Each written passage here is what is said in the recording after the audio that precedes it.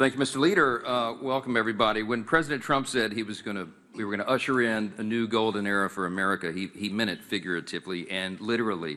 And we do want to thank all of our Olympic athletes who worked so hard and represented us so well in the Olympics. And the gold medal matches were really something to see. And you've heard a lot said about the hockey teams, the men's and women's. Gold, it was incredible. Both of them, you couldn't have scripted it better. Overtime games and the excitement and euphoria that happened afterwards.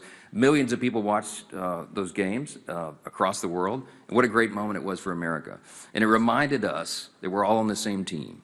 And we hope that everyone will keep that in mind tonight, because we are. The president called me Sunday night, and he said, "Mike, we got to make some changes. We need some more guests." Okay, well, you know, the State of the Union is a very well-attended event, and the gallery is already full, and we have waiting lists of people that want to be there. I said, "Mr. President, how many people are you talking about?" "I think the whole team." Okay, well, so we're going to work out logistics, and somehow, some way, we'll squeeze in the hockey players tonight, and it'll be a great moment for America. And it really is a symbol to all of us that we all play for America's team. And I hope everybody will remember that tonight, even as we stand in the midst of yet another painful and unnecessary Democrat shutdown of the government. I mean, it's almost unbelievable to us. Not one, not two, but now 3 government shutdowns in just the last 100 days. What in the world are they thinking? This time they've taken hostage, as you know, the Department of Homeland Security. The department that is literally in its name, it's very indicative of its duties. It keeps Americans safe. And so funding for the agencies that protect our borders and mitigate disasters and help keep all of us able to walk down the streets without fear. That's the agency they've chosen to hold hostage. Well before the funding deadline, Republicans, as you know, worked in good faith to pass a year-long, full-year funding for DHS, and we did that through a bipartisan committee process.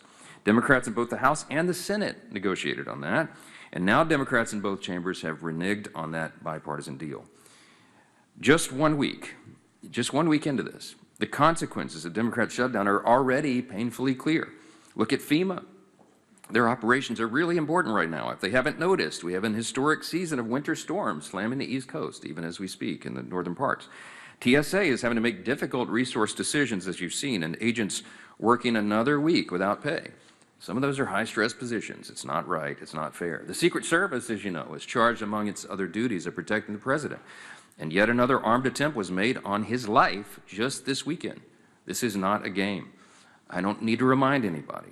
2026 is an historic year for our country, and it'll be a great year of celebration. It'll be part of the big golden era, the 250th celebration, our birthday.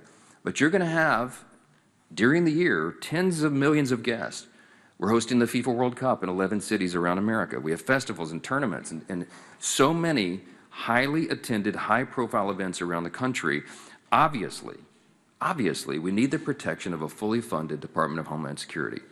We shouldn't even have to say that. This gambit that Democrats are involved in is as foolish as it is dangerous. They cannot hold up that critical funding any longer. There is planning that's required for these events. There's all sorts of logistics involved, and personnel as well. And it's time for Democrats to do their job before they risk the literal lives of the American people any further.